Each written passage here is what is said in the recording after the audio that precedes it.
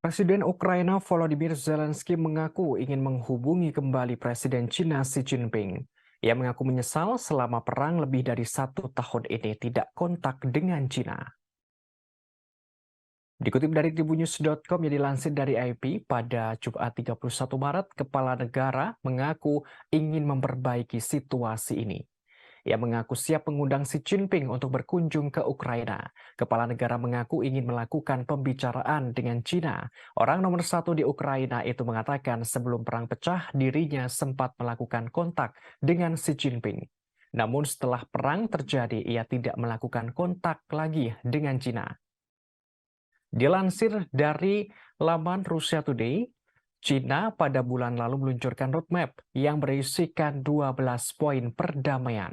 Hal ini guna mengakhiri konflik antara Rusia dan Ukraina. Negara di Asia Timur itu pun menyerukan gencatan senjata, termasuk meminta kerjasama menuju arsitektur keamanan Eropa yang berkelanjutan daripada menjatuhkan sanksi dengan menerapkan tekanan maksimum.